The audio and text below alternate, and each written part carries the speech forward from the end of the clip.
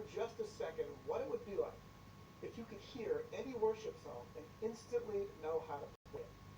Now, before you click away and just say that's impossible, let me tell you, I've been able to do that exact skill for more than 20 years now. And I want to teach you how I do it. It's not some musical superpower. I'm not like a musical genius. What I did is I created a step-by-step process that shows you exactly what I'm doing to be able to hear a song and know how to play it. It's called musical deduction. And the idea is similar to what Sherlock Holmes would do by observing a situation and making very quick decisions about what he sees. We apply that same principle to music, where we can combine ear training with musical information to allow us to very quickly, in each moment of a song, deduce exactly what chords and melody we're hearing. It's a step-by-step process that any musician can do. If you can match pitch, you can do this course. Now, we've got some more information about how this thing works on our website. It explains more about musical deduction and what's involved and what you get. So click the button if you're interested in this and come and check it out. We're a Christian company. I'm a believer. And our mission at the Worship Music Academy is to equip the saints for ministry. We have almost 30,000 students from all over the world, and we want to be able to bless you with this as well. So if you've ever thought, man, that would be cool to be able to do, or you didn't even know it was a thing, now you do. Come to our website. I will teach you how to do this exact process used by pros to learn how to play any song just by listening. It has been the single most important piece for me in music. It's made all the difference. It's allowed me to eliminate the need for coaching music when I play. It's allowed me to learn new music just by listening in the car or working out. And it's also allowed me to sit down with professionals, amateurs at all levels, and feel very comfortable and very confident in music, either on stage or in rehearsals. So if you'd like to learn this skill that very few know, I want to share it with you. Click the button, come to our website, and check it out. I hope to meet you soon. God bless you.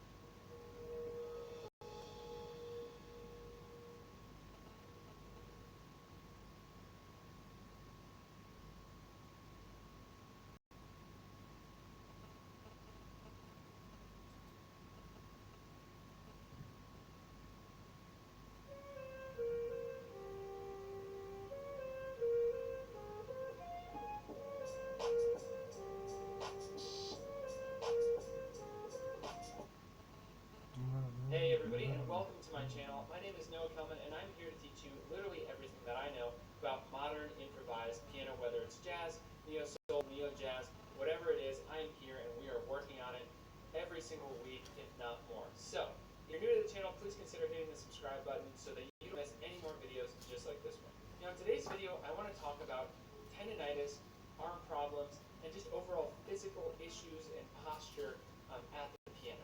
So, I had quite a ridiculous journey when it comes to this stuff. I actually have a nerve condition that makes it so that my muscles are never completely at rest. So when you're actually just sitting down and doing nothing, your muscles are recovering. My muscles are actually not really recovering. They're actually twitching at a very minuscule level. Of course, that's my non-medical version of how I understand what's happening. But point being, for me, I have to be even more careful with all this stuff because I don't get that really great muscle recovery that the average person and probably you actually get. Now, I've had so many people ask me about arm problems. People come to me and say, hey, have you ever experienced this? And the answer is yes, I really have, and I do have some tips that I think could be really helpful for everybody, and so I'm excited to share these with you today.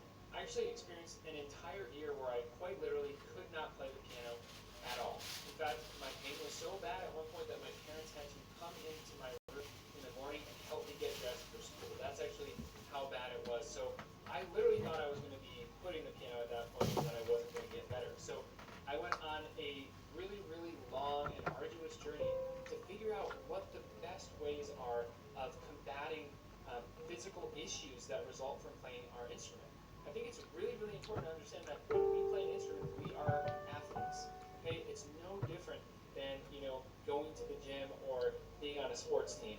We are really pushing our muscles to the max, pushing our technique to the max, so that we can experience the best possible gains just like any other athlete would. And to do that, we have to do it in a healthy way. Now, as usual, I like to break things down into a nice cohesive structure so that you can really absorb all the information and refer back to it when you really need it. So today's video is going to be kind of a breakdown into bite-sized pieces of exactly what I would recommend that you do to make sure that you never have these problems, or if you do have these problems, actually get over them. Get over your tendonitis or carpal tunnel or whatever may be holding you back from playing your instrument to the best possible potential that you have. Now, one important disclaimer, of course, I am not a medical professional. I have my own, body, my own issues that I've had, so I cannot speak exactly directly to all of your issues, but this is, what I would recommend, what my journey was. So take it as you will. Of course, speak to a physical therapist or doctor before you simply do what I recommend today. But this is, again, my journey and what I would personally recommend based on my own experience. All right, so if there was one thing that I could recommend that you do to make sure that A, you never have these problems, or if you do already have them, get rid of them, it is actually work out. And this sounds silly, but I don't mean work out your arms. I don't mean do, exercises to strengthen your forearms. In fact, I think that can be detrimental. What I mean is work out and strengthen your core, and work out and strengthen your upper body. This was always just incredible for me, but I remember the moment I started actually learning about going to the gym and truly working out, building up the muscle, which unfortunately is a little bit negligible, but building up some strength in my upper body legitimately, I started to see significant improvement like I never had before. And it started to become more and more difficult for me to actually feel pain. I think what starts to happen is that the stronger you make your body, in your entire body, your core, and especially your upper body, back, and arms, the longer it takes for you to hurt yourself, the more of a threshold you have for actually relieving the pressure and tension that would be on your arms. So I think a tendency that many of us musicians have, and this is what I was like when I was younger, I was super skinny. All I did was practice, and I didn't really worry about working out. So I was really, really skinny and honestly just thin and weak. But my forearms were probably the most robust, muscle in my body. But that being the case, that meant that so much of the strength that should have been coming from the rest of my body to relieve tension on my arms was all just going on my arms. So that actually can create so many problems. So again, step one, start building up the rest of your body.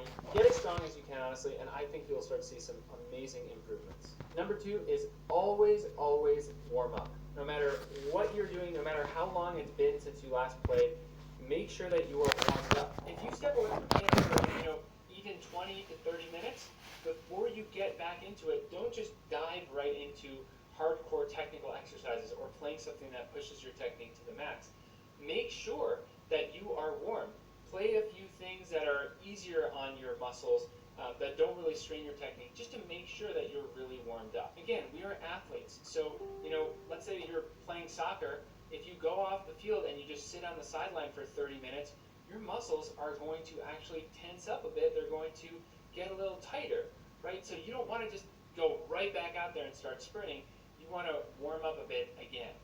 If it's your first playing of the day, of course, spend a good amount of time warming up. I would recommend at least 20 minutes, honestly, and I think you will actually get a sense for when you really feel warm and ready to push yourself to the max. Number three, of course, make sure that you are using good posture. So I've studied several postural techniques. I studied with an absolutely incredible teacher named Sophia Rozoff, and she taught me some wonderful techniques. Now, of course, I'll never be able to replicate those lessons and that time I spent with her, but one thing that really, really just stuck in my memory was this exercise. She had me put my hands together like this, right, fingers crossed, and reach for the lowest note on the piano, or the lowest black note on the piano, actually, and then the highest black note on the piano, right? So you could do maybe even like a B flat and a B flat. When I first did it, this is kind of what I did. Kind of like this, right? Very uncomfortable. The point of this exercise was we want to use our whole body. So you keep your feet planted on the ground, but then use your whole torso to bring yourself down and to bring yourself up. And that is how we should be when we're actually playing, right? We bring ourselves down, we bring ourselves up to where our hands need to be. We don't reach with our arms. We bring our body so that our arms are actually doing as little effort as possible and always have the support they need. So I highly recommend that if you have never really managed your posture before, you check out some different techniques. For example, the Alexander technique is another one that I studied that I would highly recommend. After just one single Alexander technique session, I felt like suddenly I could play significantly faster because so much of the tension in my body was actually preventing me from being able to play fast. So you might actually be amazed at how much better your technique gets just from an hour of studying this stuff. All right, now I'm getting a little bit more detailed into real tendonitis prevention and also just getting rid of it. So another thing that made a huge difference for me was, believe it or not, diet. So literally what you are eating. So the way our food is these days, there are so many elements that can cause inflammation. I'm not a nutritionist. Again, I can't recommend exactly what's best for you, but some things that I've learned are that eating a lot of animal products is going to way heighten the inflammation in your body. Also, eating a lot of sugar, and it's tough for me because I have a horrible sweet tooth, but eating a lot of sugar also is going to heighten the amount of inflammation in your body. So the more you can limit animal products and eat more plants, more plant-based, and the more you can limit your sugar intake, the less inflammation you're actually going to have in your body. And believe it or not, for me, I can literally feel the difference. I actually feel like when I limit my intake of those two different categories, I can literally play better, faster, I feel more limber, and just my whole body feels better, honestly. So, obviously you don't have to do all of these things, take them each for what you will, but that's something that really helped me personally. Next up, stretching. This is really, really important, especially if you're someone who hasn't done much stretching. Always stretch after you warm up. So warm up nice and slow. It's so easy to make the mistake of just right before you play, before you warm up anything, just get in there and do some really intense stretches. Well, you could actually be doing more harm than good. Better to instead take it really slow, warm up, and then once you're warm, then you could do some nice stretching. And be careful, you don't have to push yourself with stretching, right? Get a nice stretch, but don't push yourself to the max.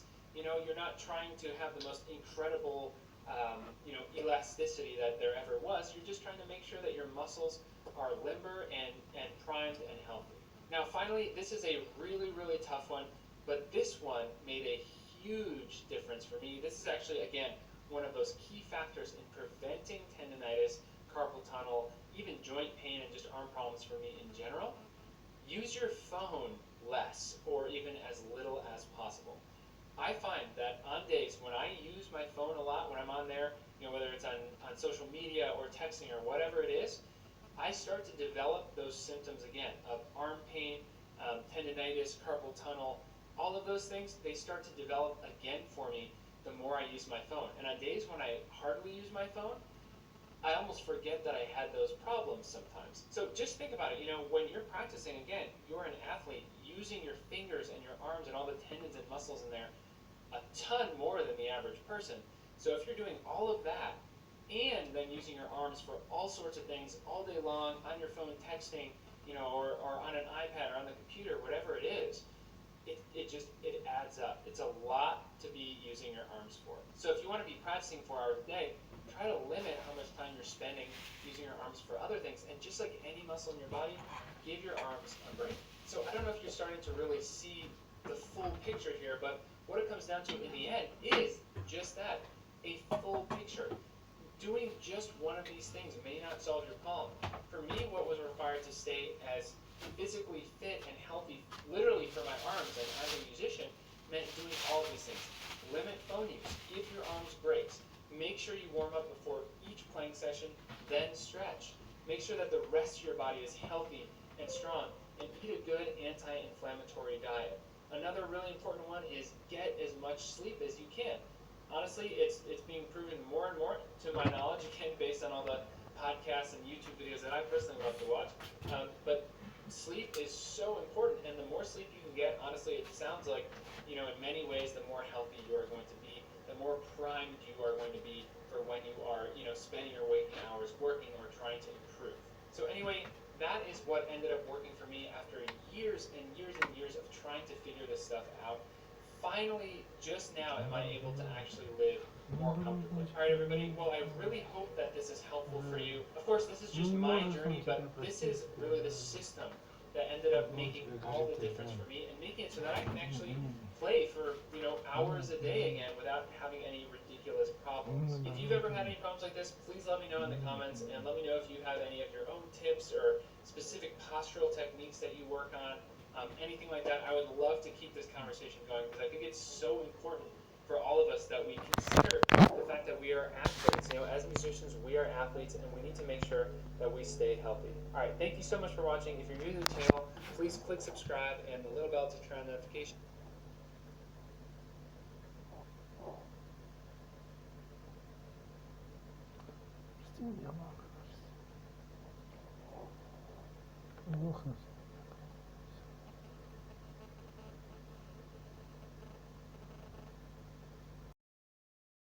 Все у меня нехорошо, все плохо у меня, понимаешь?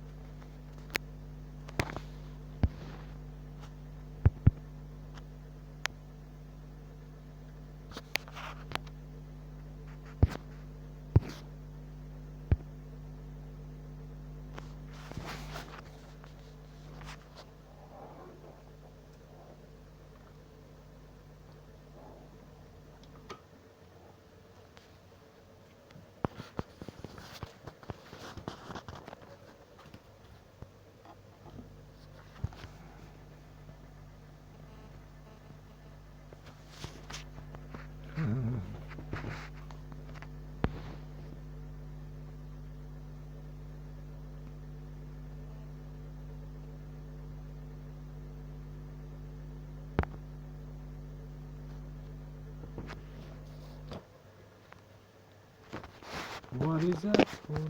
What is that for me?